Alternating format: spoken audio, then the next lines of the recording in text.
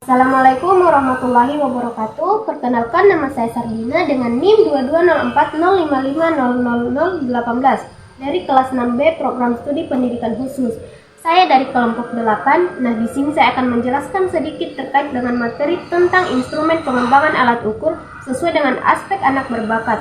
Nah, menurut Permendiknas pada tahun 2014 nomor 104 dikatakan bahwa instrumen penilaian adalah alat yang digunakan untuk menilai capaian pembelajaran peserta didik. Nah, selain itu, Permendiknas juga mengatakan bahwa instrumen ini merupakan suatu alat yang digunakan untuk mengumpulkan data. Selain itu, Arifin juga berpendapat bahwa instrumen yang baik adalah instrumen yang memenuhi syarat-syarat dan memberikan data yang akurat. Nah, menurut Arifin, instrumen yang baik adalah instrumen yang valid, handal, dan juga praktis. Nah, secara umum, anak berbakat dapat diartikan sebagai anak yang telah diidentifikasi sebagai peserta didik yang telah mencapai prestasi memuaskan, serta memiliki kemampuan dan intelektual yang umum, yang berfungsi pada taraf kecerdasan, kreativitas, dan juga ketertarikan pada tugas yang tergolong baik. Nah, kemudian anak berbakat juga sering didefinisikan sebagai anak yang memiliki kemampuan di atas rata-rata. Di samping itu, anak berbakat juga sering mengalami beberapa tantangan, diantaranya keterasingan sosial, yang dimana anak kesulitan dalam bergaul dengan teman sebayanya yang mungkin tidak memahami kemampuan mereka. Nah, kemudian ada tekanan untuk berprestasi, yang dimana tekanan dari orang tua maupun guru dapat menyebabkan anak merasa tertekan dalam pembelajaran, sehingga hal ini dapat membuat anak merasa stres. Nah, selanjutnya ada kesulitan dalam menyesuaikan dirinya, yang dimana anak mungkin merasa bosan atau tidak tertantang dalam lingkungan pembelajaran yang menurut mereka biasa saja. Selanjutnya ada pengembangan kemampuan anak berbakat yang sesuai dengan aspeknya. Nah, anak berbakat ini memiliki berbagai aspek yang memungkinkan mereka dapat mengembangkan kemampuan dan juga prestasi mereka secara maksimal. Nah, adapun aspeknya yaitu yang pertama ada aspek kognitif. Nah, aspek kognitif ini memiliki peran penting dalam meningkatkan kemampuan berpikir kritis dan juga berpikir logis, sehingga anak dapat memecahkan masalah yang kompleks dengan cepat dan juga akurat.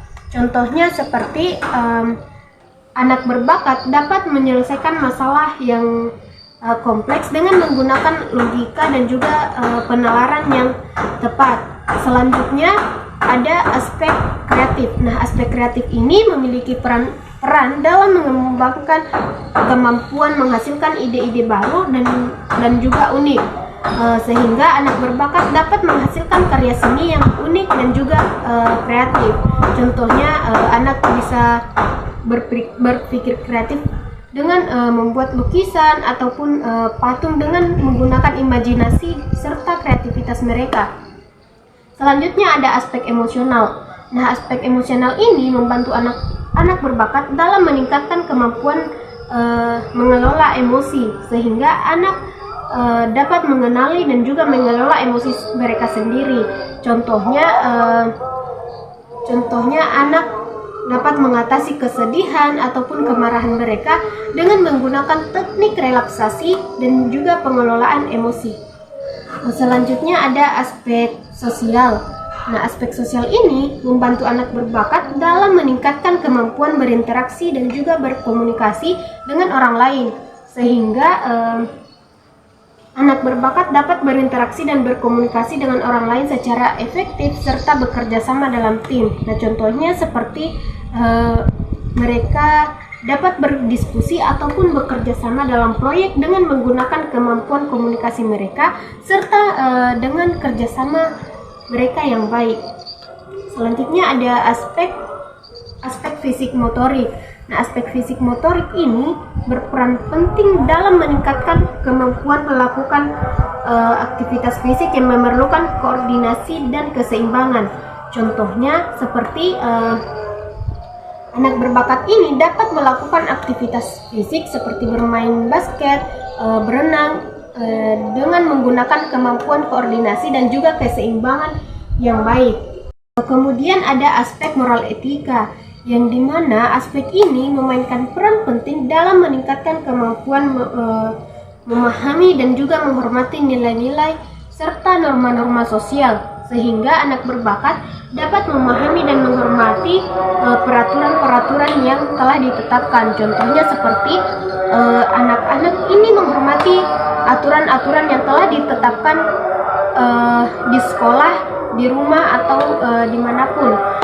Yang selanjutnya ada aspek komunikasi dan bahasa, yang dimana aspek ini dapat meningkatkan kemampuan berkomunikasi dan juga menggunakan bahasa yang efektif, sehingga anak berbakat dapat berkomunikasi dan menggunakan bahasa yang efektif dalam berbagai situasi. Contohnya, anak berbakat ini menggunakan bahasa yang efektif dalam berbagai situasi, seperti berdiskusi ataupun menulis laporan dengan menggunakan kemampuan komunikasi dan bahasa yang baik. Selanjutnya ada aspek keterampilan adaptif, yang dimana aspek ini dapat membantu anak dalam meningkatkan kemampuan menyesuaikan diri dengan situasi dan lingkungan yang baru. Contohnya seperti pada saat anak berpindah sekolah, maka kemungkinan anak sulit untuk menyesuaikan diri dengan teman-temannya ataupun dengan budaya-budaya yang dimiliki oleh teman-temannya. Mungkin itu saja yang bisa saya sampaikan. Sekian, wassalamualaikum warahmatullahi wabarakatuh.